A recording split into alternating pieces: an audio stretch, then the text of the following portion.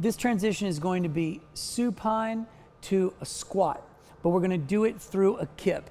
And a KIP is a basic dynamic,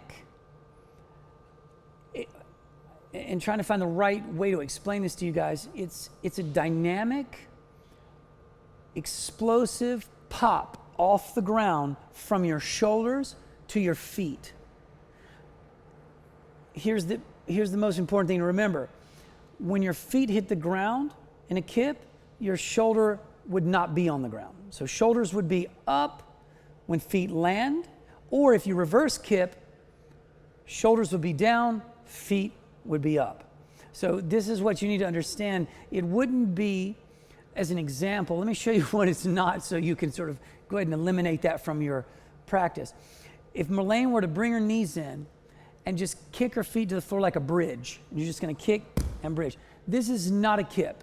So to understand that, so for your mind, you're like, okay, I'm not doing it, because I want you to make sure you know what not to do as well as what to do. So let's look at it and exaggerate the bridge again, big exaggeration. A lot of you guys are going to do this.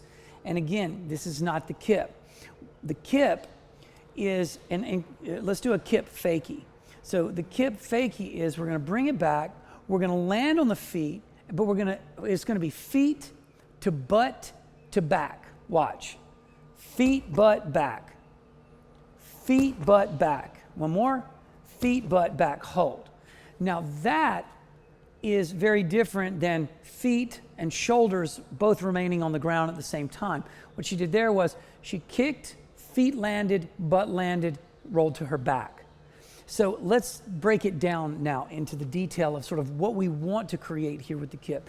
So when she comes back, okay, what I need from you is to load up properly to create the most potential for the shoulders to press, for the feet to kick. But I do want to say this so you understand it. When you're very, very strong, you can do KIPs with different variations. So somebody might say, oh, well, you can straighten your legs. Yes, you can. Or you can come back just a little bit, not that much. Yes, you can. Oh, you can do it without your hands. Yes, you can. So KIPs can be done with many variations. What we're learning right now is the base fundamental KIP, okay? So with that said, we bring the feet back. We don't want the legs straightened out overhead. What we want is a nice tuck position. And from the tuck position, we want to create a timing.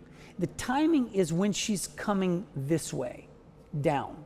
So she goes up, and as she's coming down, she will then kick with the feet, press with the hands, and land into her squatted position. So the first one I'm going to do, I'm going to assist her. So she's going to come back. I'm going to place my hand right here under her neck. She's going to kick back, she's going to push and explode, and I'm going to simply help her up.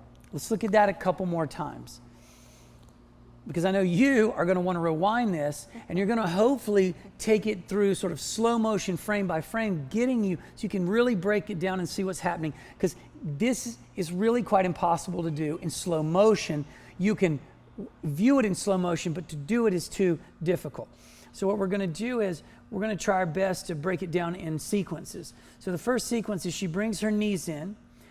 As she explodes her feet to the floor, she sits up. And that gives you the first focal point for you as you're learning this.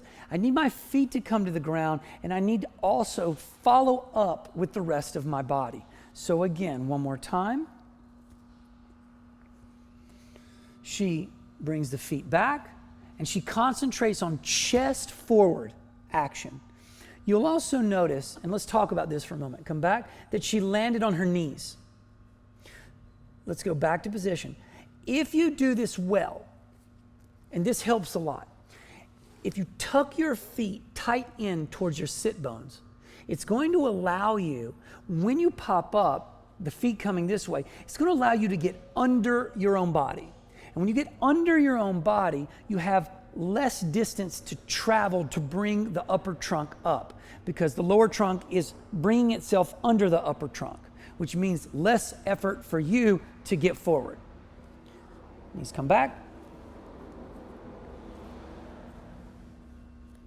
From here, Melane's going to, again, explode with the feet up, but this time your focus is on her heels and her sit bones.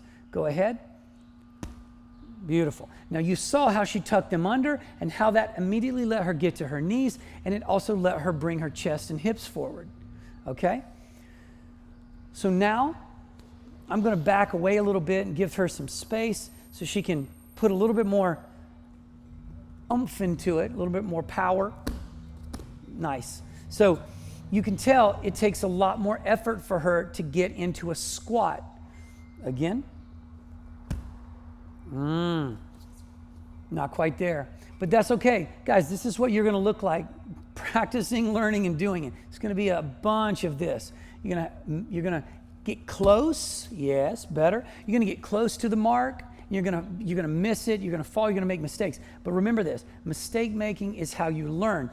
Every time she makes a mistake, she gets to recalibrate. She gets to stop. She gets to go in a state of deep concentration. She gets to start thinking to herself, okay, where was there not enough? Where was there too much? Where was my energy was too projected in this direction or not enough in that? So again, mistake making is how you go into states of deep concentration, which is how you start problem solving. And all this is nothing but a big problem to solve.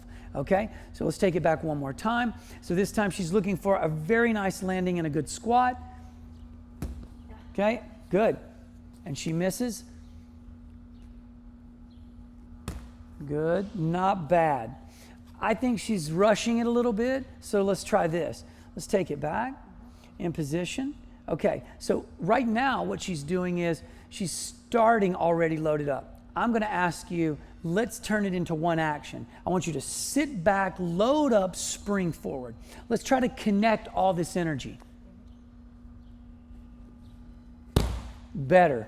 And that's what I'm looking for. Not go back, because again, that's more advanced. If you can go back and stop and do it, which I can do and people can, but is that where you want to start? No. We're going to start here.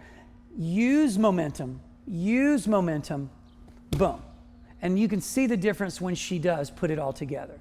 And that is going to be supine to a squat through a KIP.